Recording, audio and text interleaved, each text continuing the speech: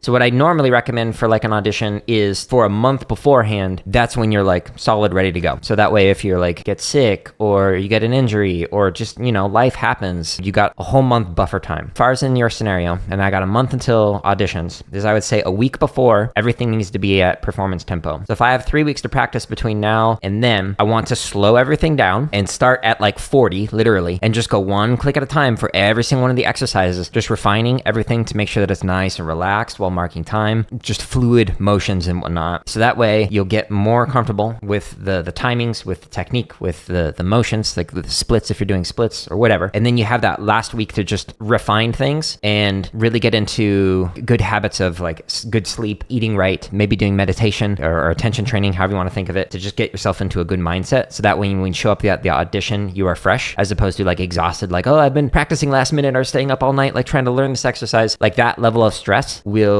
lower your performance abilities. You can use the play-alongs that I've got, and that makes it so that you can like actually practice listening in. But if you can't use play-alongs, like if their exercises are way too different from the stuff that's on there, then just take a metronome, mark time to it, and just start super slow, like literally at 40, and just go one click at a time and try and figure out, okay, if my performance tempo is 160 and I'm going to start at 40, how many times do I need to practice this each day for the next 21 days, 3 weeks? Today I'm going to go from 40 to like 55, and then tomorrow I'm going to go from 55 to like 60, and just keep going up however many clicks you need to go in that like 3 week window. That way you have very manageable set of goals for that period of time. So it's like a realistic, oh, this is actually doable. This is not going to be completely overwhelming. Because when you may have heard me say like, hey, start at 40 beats a minute, you may have been like, what? How is that going to be enough time to be able to improve, blah, blah, blah, blah, blah. Set aside consistent amount of time each day and try not to let things impact that practice time. That is like your most important thing that you need to focus on. Be like, okay, every day from this chunk of time, I'm going to practice this thing, and I'm going to like put my cell phone on like silent mode and not let anything distract me, because the most important thing to do is to get your hands and your mind into the mindset of being able to do the audition at your best ability. The most important thing that you can do to prepare for auditions is not just your hands, but it's also like preparing your mindset to be in a good focused state of mind. And since you have a month to do that, that is a good amount of time to like really get yourself focused and dialed in, and like get rid of any of the distractions that are going to consume other people. So one of the things that you could also do is like take a month off of, I'm not going to watch social media unless it's like my drumming tips on YouTube or like other people's instructional stuff. Like if I'm not learning from it, I'm not going to consume it, because it's just taking away your time from practicing. It's distracting you from getting better. Really focus for the next month and treat it as your job, because it could be the most important thing that you do between now and then, depending on like how much you rank this in terms of your priority for like what you want to do. Schedule some time where you actually just decompress. Don't wind yourself up and get super tight. Take a bath, go for a jog, go for a walk like in a park, go to bed early, like all these things to just help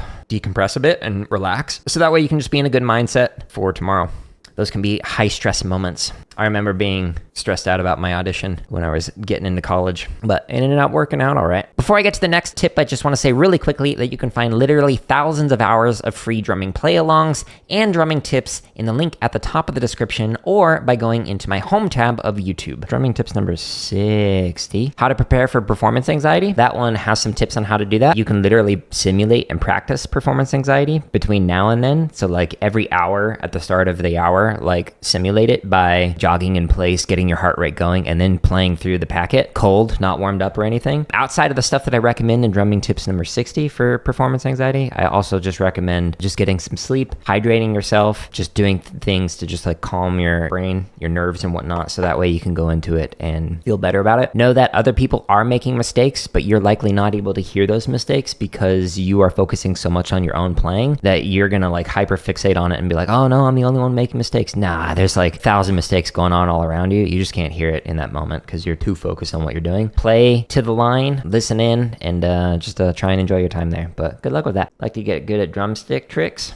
I actually recommend against that. There's a tendency for a lot of younger players, no offense to beginners, I was a beginner as well. I still am on certain things, which is why I still practice. Even though I've been drumming since 1998, I still got plenty of stuff to practice. But in quite a few of these drumming tips videos, I talk about like audition advice for drum lines and whatnot. And as somebody who was like a former center snare for high school, college, and for DCI, what got me to be the section leader, center snare, etc., was not practicing stick tricks or like snare breaks or things like that. So a lot of people focus on learning those things, but those in the long run are going to set you back compared to people who just sit there and grind out the fundamentals. So if you look at like the home tab on my YouTube channel, I've got like over 60 chop exercises, but I've got almost 400 technique exercises. Why is that? And why do I have 1,000 grid variations? It's because they're more important than the chop stuff. So I never actually really worked on stick trick stuff. Like I got some lessons from Jeff Queen, who's a 4-time world champion snare drummer. And so he like showed me how to do like stuff like this,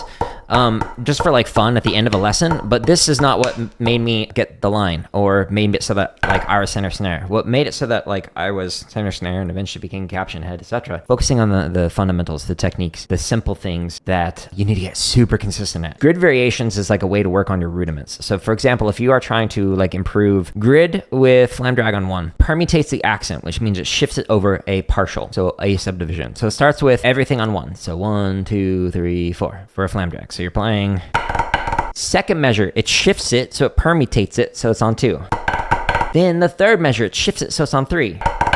So it does that 4 counts for each one of these accents, and then it does it for 2 counts on the accent, 2 counts on the second partial, 2 counts on the third partial, repeats it, and then for 1 count on the downbeat, 1 count on the second partial, and then 1 count on the third partial. So an exercise like this really makes it so you can play a rudiment with any kind of accent variation. Wherever the accent falls on this rudiment, you should be able to play it, and grid is a great way to work on that. So the reason why I recommend, in general, spending about 50 to 60% of your time like working on technique is because it is super important. And then like 30 to 40% of your time I recommend spending on grid. It's because that's technique exercises for a specific rudiment. So it could be a technique exercise for your flam drags. It could be for your book reports, like some wacky ones in here. This helps you to refine a rudiment. And so what you're ended up doing is spending like 80 to 90% of your time just working on technique. And then 10 to 20% at most will be on chop stuff. I didn't mention at all working on like stick tricks. So again, like I can do stuff like this. I can do like backsticking, and it was only because I was like goofing around on the tour bus like on DCI, but I didn't like sit there and like work on it and like I'm gonna make this as good as possible, because the biggest return on your investment of time is to work on the fundamentals, the technique. I've been drumming longer than most of my students were alive, and I still sit here and work out, grinding out the basics and whatnot. There are people on YouTube who show you like, here's how you do a hi mom, here's how you do blah blah blah. Cool, great, but the thing that's going to set you apart from the people at the audition is none of that stuff, like at all. Like an instructor is going to be like, sweet, play me 8 on a hand. Don't care that you can play that backsticking. Don't care that you can throw your sticks, juggle them, blah, blah, blah, blah, blah, blah. What I care about is, can you play the exercises in the packet? Can you play them consistently? So every single rep that you're playing through it, does it sound the same or does it sound different? That is the thing that is going to set you apart from everybody else. I promise. Could I play jig 2 on the tenors?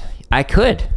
Am I going to? No. I'll get canceled. It's one of those exercises where if you play it, then the drumming boogeyman will come and smote you. It happens.